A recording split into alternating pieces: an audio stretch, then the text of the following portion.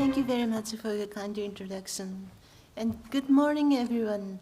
Welcome to early morning session after the big party last night. It was so wonderful. And I'm sorry if I'm losing my voice after the party. Right, so let me start from the carbon source issues. I mean, the carbon source, currently, we depend on the fossil resources, like especially oil and coal. But if we think about other possibilities, I'm not telling that we are running out of fossil resources. It will be there forever, but it might be more expensive. Whatever, let's focus on something else. And let's utilize resources like CO2, biomass, plastic waste. And when we start to focusing on these materials, we find that the different approach is necessary. For example, hydrocarbons can be converted to the chemicals we need by oxidation. While CO2, for example, is the most oxidized form, so we need reduction. Or we get a C2, C3, C4 small fragments from oil, and we have developed synthetic chemistry. On the other hand, if you start from very complicated materials, we need degradation chemistry. And that's how we are interested in the use of catalyst. And today I would like to focus my presentation on this plastic waste issues. The picture shown here is the data from domestic Japan in 2021, but in the worldwide, the ratio is about the same. The plastics produced, half of them are polyethylene, polypropylene, followed by polyvinyl chloride and polystyrene. PET is located over here. And what is the current status? How do we recycle the plastics? Well, I took this picture at the airport, and this is a water vending machine, and it says the bottles, recycled bottles, and it says 100% recycled, 100% recyclable. Actually, it is possible to recycle mechanically PET bottles, recover them, melt them, blow to form bottles again. So that's bottle-to-bottle mechanical recycling is possible. Although the coloring could be the problem, and there's still more to improve, but essentially PET is the very best material. On the other hand, polyethylene, polypropylene, these are often used as a mixture, and it's not that easy to collect and mold again. So for these materials, cracking or gasification are already well developed, still ongoing, and it can be used as a reductant or fuels as well. As for polystyrene or PMMA, it's easy to recover monomers. The reason is the polystyrene, PMMA, they undergo thermal degradation, go back to monomers. Nylon, for example, it undergoes so-called backbiting. The terminal nitrogen attacks onto the carbonyl to close the ring again at higher temperature. So there are efforts to collect, recover, and reuse the plastics for chocolate-type plastic. And what I'm going to discuss today is biscuit-type plastic. What are chocolate? And actually, I love Leon chocolate. That's really nice. Chocolate means when you mold, you melt it, mold it, cool it down to use. On the other hand, so this orange part is old, so-called thermoplastic, heated, melted, and molded to use. On the other hand, this gray part is thermosetting resins. So when you make the shape, you mix the ingredient, make a dough, and put it in the mold, put it in the oven, bake it to use. As it's baked, highly cross-linked, it's impossible to come back to monomers by simply heating or radical process. That's why we need covalent bond cleavage, and this is the target for today's presentation. I brought this aircraft picture because I think this is easy to imagine what the thermosets are. As you can see, the outside, the gray part, is made of this advanced composite. What is this advanced composite? It's carbon fiber reinforced plastic. So it's made of carbon fibers, and not just the fiber, but it's sticked together by the plastic. And this plastic is the thermosetting, so-called epoxy resin. And there are all kinds of epoxy resins. It's not just a single material. Epoxy resin is nomenclature, just the polymer is cross-linked by ring opening with epoxide. But this is the most commonly used bisphenol A and glycogel. The epoxide is ring opened here by nucleophiles. And this nucleophile, often the case nitrogen or sulfur, cross-links the material to make CFRP. And we are interested in cutting this carbon-oxygen single bond by catalysis. The reason why we jumped into this area is previously we were working on deoxygenation of phenols, and we used this iridium complex, having iridium hydride and the proton on the ligand. The protonation of the oxygen and the hydride delivery to the carbon could cleave the CO bond to convert phenols to arenes. And we applied our iridium catalyst for deoxygenation of lignin model. It's really a model compound to deoxygenate to get aromatic compounds. And we thought, hey, this is deoxygenation. So it's carbon-oxygen bond hydrogenolysis, deoxygenation. So why don't we apply our method to carbon-oxygen bond cleavage by dihydrogen, hydrogenation of single CO bond, which is included in the epoxy resin. So we targeted this the epoxide, bis epoxide, and amine. And when this amine attacks onto the terminal position, then it ring opens to give this alcohol. So nitrogen is bound here. And on this target, we started from model compound, just using this aryl oxy, CH2, CHOH, CH2, and nitrogen. So this is the model compound. The nitrogen is the ethyl amino group over here, and we wanted to cut here to recover this phenol moiety. The group led by Dr. Kohei Takahashi, we first tried all kinds of metal complexes in the shelf, so regardless whatever the metals are, and we found that nickel looks like very promising.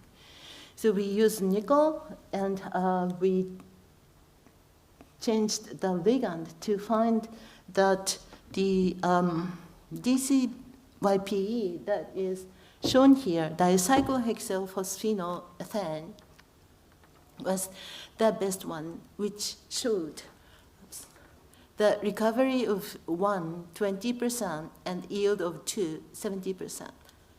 And after complexation, the well-defined structure, this is the best part of homogeneous catalyst, molecular catalyst, we did get 90% yield of this phenol. So we were happy that we could apply our new catalyst to CO bond hydrogenolysis. So we went forward. We wondered, what is the mechanism? Right. So control experiments showed us that the catalyst was not applicable to anisole. That means we do need this neighboring OH group. So simple CO bond didn't undergo the hydrogenolysis. And we found that in the absence of hydrogen, under nitrogen condition, we do get CO bond cleavage. So it was a bit surprising to us because we thought that reaction was hydrogenolysis, but it didn't require hydrogen. So what happened? Seemingly, this alcohol was underwent dehydrogenation to form carbonyl. So we lost this one hydrogen and the other hydrogen on this alpha position of the alcohol. And these two hydrogen atoms are bound to form methyl ketone and phenyl OH. So this hydrogen and this hydrogen are coming from this protic hydrogen and alpha proton. Surely, when we protected this OH by methyl group, or when we protected this beta hydrogen by two methyl groups, the reaction didn't undergo. So it's obvious that the reaction started from dehydrogenation of the secondary alcohol. So here shown the DFT calculation showing that this secondary alcohol that is a mimic for this moiety loses hydrogen by oxidative addition of OH onto nickel 0 to form nickel 2, beta hydride elimination to form this ketone group, and then hydrogen release, and the hydrogen is lost over here, so this is nickel 0 species again. And from here, we expected oxidative addition of the CO bond to nickel center. But what computer told us was not that direct CO bond oxidative addition, but it showed a very interesting cyclic transition state to end up in, yes, the cleavage over here, but to end up in enolate of this ketone moiety and anion phenoxide. But the phenoxide is coordinating to the nickel center in pi allele manner. And it isomerized to phenoxide enolate. So we were very happy to find this very interesting remote concerted oxidative addition that is not the direct interaction of this sigma bond with the nickel 0 center, but it's more concerted cyclic transition state. And we did see, from studying from this ketone and nickel 0 species, we did get the CO bond cleavage to end up in this enolate and phenolate, and the structure was confirmed by X-ray analysis. Okay, so now it's time to challenge for the plastic. And this was the first time we made epoxy resin. We didn't know how to treat it, just mixed the diamine and diepoxide to make very hard plastic plate. And at the beginning, we didn't know how to work on it. And we thought it's better to make powder. So the students spend hours and hours to grind this very hard material. It's really a tough work for a student. And he could get this very small amount of powder. And he treated this powder with our nickel system in NMP, N-methylpyrrolidone, to see that the powdery material ended up in, the color is black, but it is homogeneous solution, so the powder dissolved after all. And we did get this bisphenol A in 66 isolated yield. Then we wondered, do we really need to grind it? Because it's so much work. And then the students just put the hard plate into NMP to see that it does work. So after all, we didn't need to make powder. We just put the hard plate dipped in NMP and waited, heating it up to 200 degrees. And then from the surface, it started to absorb the solvent and get degraded and dissolved to end up in homogeneous solution. So we were happy that, hey, let's go forward for CFRP, and we did work on carbon fiber reinforced plastic. It's a very cheap one. It's not aircraft quality. It's really very cheap one we can buy on the website. But it did work to some extent. But the problem was the nickel. We thought, excuse me, the nickel is inhomogeneous, so it can touch the plastic surface to jig the surface. But it turned out to be carbon fiber was an excellent support for nickel. And the nickel was just absorbed on the surface of carbon fiber, and it didn't work as good as we expected. Oh, by the way, we are not the only one. About the same time, Professor Skystra's group also worked on the same project using ruthenium catalyst, ruthenium triphos. So I acknowledge their contribution. Anyway, I've been working on homogeneous catalysis for over 30 years. And I thought I would die as a homogeneous catalysis scientist. But then I realized that life is once. And I knew that heterogeneous catalysis sometimes works better. And I asked myself, do I really want to die as a homogeneous catalysis scientist only? And life is once, okay? So I invited a colleague who is a specialist in solid catalyst. So that's what this picture means. I mean, make polymers and then degrade polymers to give the carbon resource eternal life. Could be by molecular catalyst, but could be metal particles on metal oxide or any sort of catalyst. And Professor Jin is the leader for this heterogeneous catalysis. And what he made is on Syria, nickel and palladium in water was deposited and filtered dried and was treated at 150 degrees under dihydrogen to activate the surface. Whatever. The characterization will follow in the next slide. And by using this nickel, palladium on Syria, we did get 93 conversion of this model compound and 74% bisphenol A. Actually, the details was already presented on Monday, the poster presentation by Juan Yancy.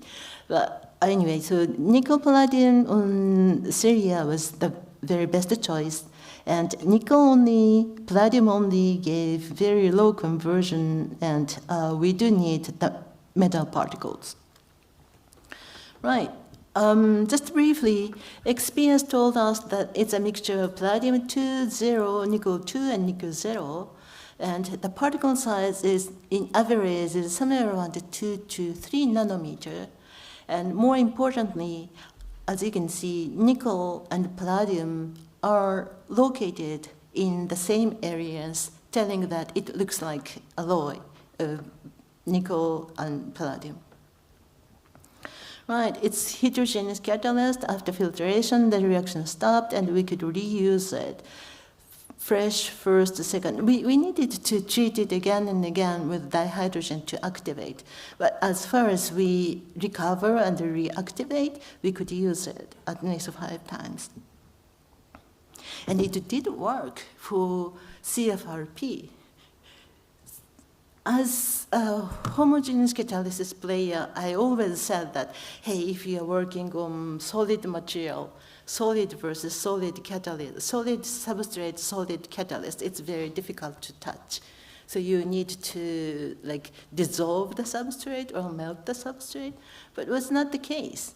I mean, we simply put the carbon CFRP in NMP, and the surface absorbed the solvent, and it hit the solid catalyst. And in the presence of base, GBU, we did get carbon fiber recovered. And also we recovered BPA, the bisphenol A part. And by just clicking the fiber, we did get catalyst recovery. So I was glad that I started heterogeneous catalyst as well. But I don't want to disappoint you because molecular catalysts are great. Okay, so let me move on to another topic, that is polyurea. As you can see here, this is a catalog I bought at a hardware shop. And it says that polyurea progressing, this is the strongest armor in Western style or in Japanese style, whatever, the armor. So what they say is this is polyurea, and how it's made is we need to mix the 2 reagents, like isocyanate and diamine. So what they do is they use 2 spray and spray them together on the surface of a wall, or it could be on the ground, to protect the surface with the strongest armor. And please note that this isocyanate, most of the diisocyanate is coming from diamine and phosphagen, not a pleasant reagent to use. So as you can see, as this carbonyl is coming from phosphagen, we don't want to lose this carbon. Here is, the leader is Professor Iwasaki, and we were working on hydrogenation of carbonyls. Aldehyde is the easiest one, ketone follows, and amide or urea, because of this nitrogen's lone pair donation, the carbonyl carbon is electron rich and less reactive. There have been catalysts already reported to reduce urea to amine. But what happens is in these reports, the catalysts they use are very powerful. This urea was reduced probably to formamide first, but this amide is more reactive, formamide is more reactive than urea. So it undergoes further hydrogenation to give methanol for this central carbon. We don't know why, but we were targeting on another subject, but when we used this iridium complex, we found, or the student found, that we did get formamide selectively. It just stopped over here. Reduction, hydrogenation of the urea stopped at this formamide stage, formamide and amine. We don't know the mechanism yet. We don't know why we could stop over here. Selective for urea didn't react with amide. We have 2 hypotheses, and we don't have conclusion yet. The first one is maybe we are using iridium complex phosphine pyrrolide, and this phosphine pyrrolide nitrogen may accept the hydrogen like Noyori type metal ligand cooperativity, and if this protonation of the carbonyl plays an essential role, could be the more basic urea was selectively protonated to go forward for further reduction. Alternatively, it is still possible that from urea, the amine dissociation to give this isocyanate back again, and this isocyanate was hydrogenated. But when we used isocyanate as a substrate, the reaction was didn't complete. The conversion was very, very low. So somehow, even if isocyanate is produced, the concentration should be very, very low for the following step. But anyway, okay, so we do have supportive data that we did see this iridium phosphine pyrrolide protonated by NMR analysis. So it is possible that this phosphine pyrrolide accepts a proton, but this is the only experimental data currently I can show to you. Anyway, so we made, again, handmade polyurea and treated this polymer with iridium phosphine pyrrolide, COD, in the presence of base and hydrogen in THF. We got bisphormamide and other substrates, but in lower yield, and diamine. Bisphormamide, 72%, and diamine, 88% by NMR. Remember that the two carbonyls on this formamide is coming from phosphagen, and we did keep the carbonyls here. So as these two are the major product, we cleaved the polymer by hydrogenolysis. And then the dehydrogenative C-N bond formation, polymerization, is already reported in literature. So that closes the loop. We can degrade polyurea by hydrogenolysis, and then the fragments can get polymerized again by dehydrogenation. When I presented this work to the audience, the most frequently asked question was, can you degrade polyurethane? So I spent whole year, last year, kept asked this question. And finally, I'm happy that we could hydrogenate polyurethane as well. Polyurethane, very familiar, and the bed mud is a huge amount waste, which is necessary to be recycled. And by you applying this, by the way, polyurethane this is polyurethane, and it's from diisocyanate as well, coming from phosphagen, diisocyanate, and polyol. So this is the cross-linker and the soft segment to form this hard segment and soft segment to make it a very squeezy, nice material. Right, so we made it and we degraded it, the same type catalyst, just this pyrrolide is a bit modified for higher conversion, but we do get this diformamide and this diformamide and the diol in 71% and 83%. And we are happy that we, again, could keep the precious carbonyls recovered.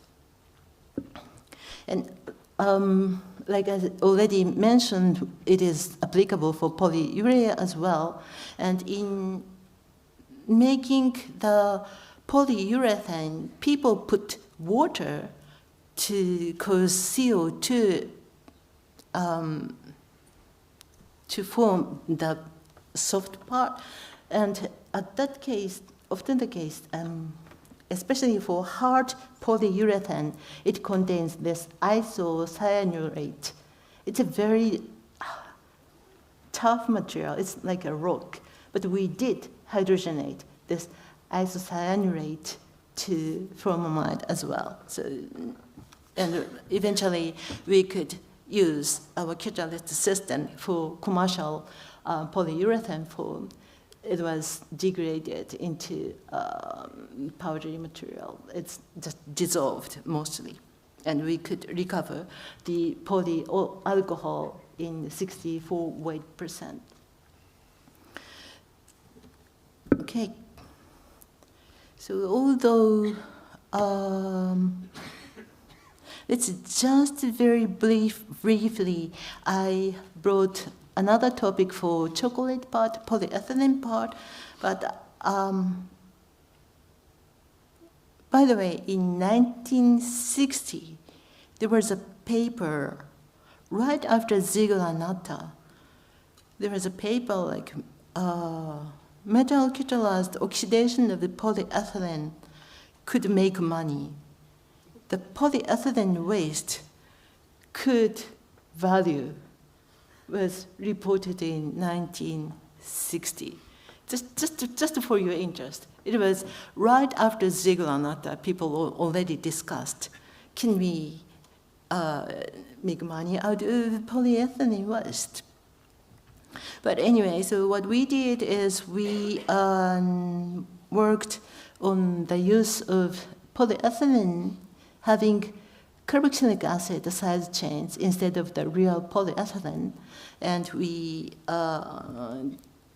carried out reaction under blue LED, and we did get, for this hydrocarbon carboxylic acid, we got degrades, oxygenates in 98%, and it was really small pieces. And what I can tell is the cleavage probably took place because this is under air. CO2 elimination leaves radical here, and this radical traveled around. That made not just cleavage over here, but was cleaved into very varying number of pieces. And we could degrade the polyethylene having carboxylic acid somewhere. Can be 4.8 mole% of COOH, or it can be reduced to 1.2 mole%. It can be branched, highly branched LD, low-density polyethylene type. High-density, low-density were degraded, but the polyethylene itself did not degrade after 48 hours. Naturally, the COH initiates that degradation. And we found that when we mixed this material with the standard polyethylene, the radical travels around not only in one chain, but the neighboring chain of the real polyethylene. So addition of this to this material did degrade the real polyethylene as well. And another most frequently asked question is, you are using the substrate without a stabilizer. So I just should mention that the reaction did work in the presence of the BHT, that is the most common radical stabilizer. Anyway, so we made a film, and it get degraded, and we have some additional crystal phase morphology discussion, but I skip it and just conclude that, yes, homogeneous catalysis, heterogeneous catalysis, whatever, catalysis is great, right? We can use them, whatever, to give polymers an eternal life for sustainable future. So I acknowledge all these people who did the work, the heroes, heroines, and collaboration with many people in characterization and others. And financial support from JSPS, Kakenhi, and JST Erato is acknowledged. Okay, thank you very much for your kind attention. Thank you.